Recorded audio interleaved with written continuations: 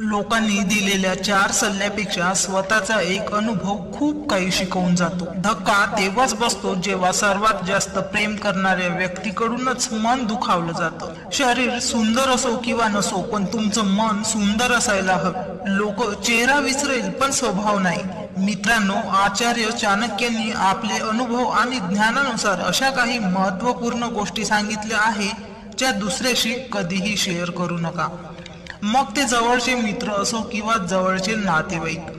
काही गोष्टी जीवनात गुप्त ठेवाव्या लागतात। पहिली गोष्ट म्हणजे अशी आहे की आपले दुःख कधीही कोणाजवळ सांगू नये। जीवनातल्या समस्या दुसऱ्याजवळ सांगितल्याने लोक तुमची चेष्टा करेल किंवा तुमचा फायदा उचलेल। खूप लोक असे असतात की समोरून तर आपल्याशी नीट वागतात, पण आपली समस्या ऐकल्यावर आतल्या आत आनंदी होतात आणि तुमच्या हालचालीची अपडेट घेत राहतात। दुसरी गोष्ट म्हणजे भविष्यातील आपल्या योजना गुप्त ठेवाव्या।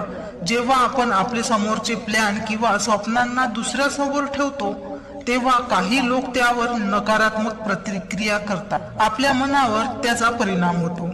एकटेपणानेच आपल्या स्वप्नांना पूर्ण करून दाखवा आणि नंतर त्यांना सांगा। तिसरी गोष्ट म्हणजे आपली आर्थिक स्थिती।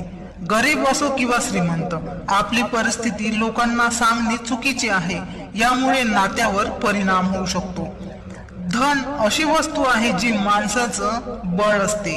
जेव्हा लोकांना माहित होते की तुमच्याजवळ धन नाही, तेव्हा ते लोक तुमचा सन्मान करणे सोडून देईल आणि जर धन जास्त असेल तर तेच लोक तुमचा फायदा उचलू शकतात। चौथा आहे आपली कमजोरी आणि भीती। याच कमजोरीचा फायदा घेत लोक यातून नुकसान करू शकतात। आपली वाटणारी माणसं सर्वात जास्त याचा फायदा घेत असतात, कारण आपण आपली भीती आणि कमजोरी त्यांच्या समोर सादर करतो। पाचवे आहे आपले चांगले कर्म। दान धर्म जर करत असाल तर अशा गोष्टी लपवूनच ठेवाव्या, त्या जगजाहीर करू नये। याचा अर्थ तुम्ही फक्त देखाव्यासाठी तर दान करत नाही ना असे वाटायला नको। दान केल्याने आपल्याला त्याचा फायदा पण होतो आणि मन पण शांत राहते।